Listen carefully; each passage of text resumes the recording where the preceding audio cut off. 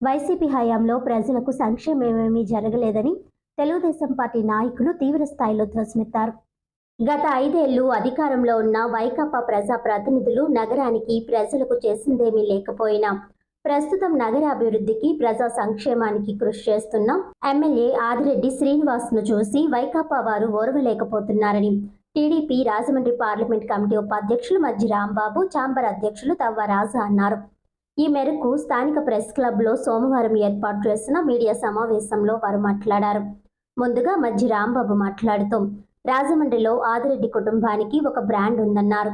దాన్ని మరింత కాపాడుకునే విధంగా తనను భారీ మెజారిటీతో గెలిపించిన ప్రజలకు చేతనైనంత మేరకు శక్తివంచన లేకుండా మంచి చేయాలనే ఉద్దేశ్యంతో ఎమ్మెల్యే ఆదిరెడ్డి వాసు కృషి చేస్తున్నారని అన్నారు.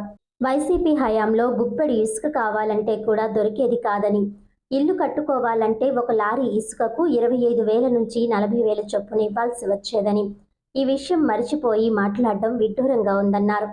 కూటమి ప్రభుత్వం వచ్చాక లారీ ఇసుక 4,000 రూపాయలకే దొరుకుతోందని అన్నారు. దీన్ని చూసి ఓర్వలేక లేనిపోని విమర్శలు చేస్తున్నారని, ఏదైనా ఆయన చేయలేడు, ఎవరైనా చేస్తే ఓర్వలేరు అన్నట్లుగా ఆయన వ్యవహార శైలి ఉందన్నారు. ఛాంబర్ ఆఫ్ కామర్స్ అధ్యక్షులు తవ్వ రాజా మాట్లాడుతూ ఆదిరెడ్డి కుటుంబం అంటేనే ముందుగా అందరికీ సేవా కార్యక్రమాలు గుర్తుకు వస్తాయని అన్నారు. నగరంలో ఇప్పటి వరకు సీఎంఆర్ఎఫ్ ద్వారా 206 మందికి 2,27,75,099, వివిధ సంస్థల సిఎస్ఆర్ నిధుల ద్వారా 11 కార్యక్రమాలకు 3,95,55,012 కోట్లు, నగరంలోని 140 అభివృద్ధి కార్యక్రమాలకు 43,26,99,900, భవానీ చారిటబుల్ ట్రస్ట్ ద్వారా 60,45,000 రూపాయలు సేవా కార్యక్రమాలు నిర్వహించడం జరిగిందన్నారు. అలాగే ఎంపీ నిధులు 1,60,00,000 రూపాయలతో పూలే భవన్ నిర్మాణం చేపట్టడం జరిగిందన్నారు. గోదావరి రివర్ ఫ్రంట్కు 12 కోట్లు ఖర్చు చేయడం జరిగిందన్నారు. ప్రస్తుతం 14 దేవాలయాలకు కమిటీలను ఎమ్మెల్యే ఆదిరెడ్డి శ్రీనివాస్ వేయడం జరుగుతోందని, ఇదంతా ఆయన సమర్థతకు, కలుపుగోలుతనానికి నిదర్శనమని తవ్వ రాజా పేర్కొన్నారు. మీడియా సమావేశంలో నాయకులు బుడ్డిగ రవి, పోలాకి పరమేష్, కడియాల వీరభద్రరావు, కడలి రామకృష్ణ, తంగెళ్ల బాబీ తదితరులు పాల్గొన్నారు. ఇసుక గురించి మాట్లాడుతున్నారు. ఇవాళ ఇసుక ఫ్రీగా ఇచ్చి 4,000 నుంచి 5,000 రూపాయలకి రాజమండ్రిలో ఇసుక సప్లై చేస్తున్నాం.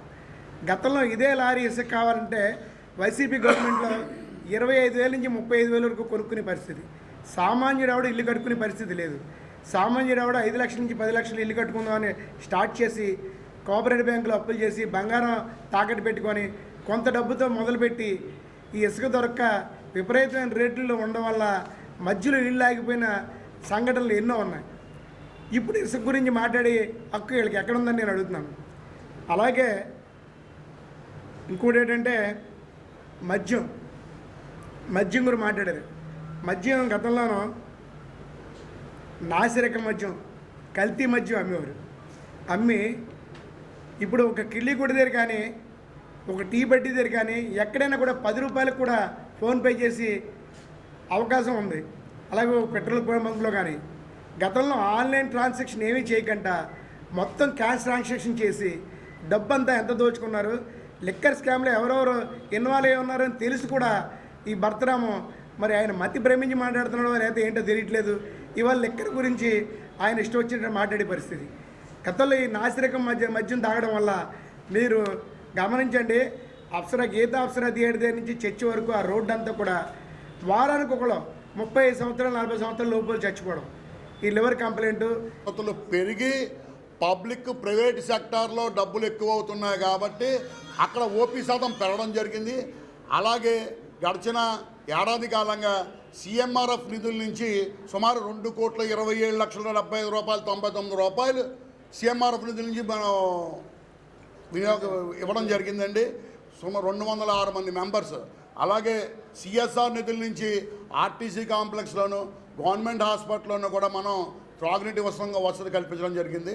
గడిచిన 5 ఏళ్లలో అక్కడ కుక్కుడు నీళ్లు కూడా తాగలేని పరిస్థితి, గవర్నమెంట్ హాస్పిటల్లో నీళ్లు కూడా దొరకని పరిస్థితి. మా మార్గాన భరతరామ్ గారు ఏదేదో ఆయన సరైన మార్గాన్ని ఎంచుకోకుండా ఆయనకు వచ్చిన మార్గంలో బురద జల్లే కార్యక్రమం చేస్తున్నారు. అలాగే నగర అభివృద్ధి, పార్కులు పట్టించుకోవట్లేదు, కంబాజీరో పార్కు పట్టించుకోలేదని చెప్తున్నారు. అసలు గడిచిన 5 ఏళ్లలో మీరు ఏమైనా రాజమండ్రి నగరంలో ఉన్న 42 వార్డులకి మౌలిక వసతులు కల్పించారా? ఎక్కడైనా రోడ్లు వేసారా? డ్రైన్లు వేసారా? ఒకటి చూపించండి మాకు. మా ప్రభుత్వం రాగానే సుమారుగా 140 వర్కులు 43,26,099 రూపాయలతోటి మేము 104 పూర్తి చేయడం జరిగిందండి వర్కులు. అలాగే ఎంపీ లాడ్స్ నుంచి పూలే భవన్కి 1,60,00,000 మంజూరు చేయడం, పూలే భవన్ ఇనాగ్రేషన్ అవ్వడం కూడా జరిగింది. రివర్ ఫ్రంట్కి 12 కోట్లు కేటాయించడం జరిగింది. అలాగే కల్పించలేని చోట భవానీ చారిటబుల్ ట్రస్ట్ నుంచి గుళ్ళకి వాటికి కూడా సుమారు 60,40,000 రూపాయల ఎక్కడైతే దేవాలయాలు ఉన్నాయో ఒక నీడలేని పరిస్థితుల్లో సుమారు 60 లక్షల రూపాయలు వెచ్చించి వాళ్ళకి షెడ్లు అవి కూడా భవానీ చారిటబుల్ ట్రస్ట్ నుంచి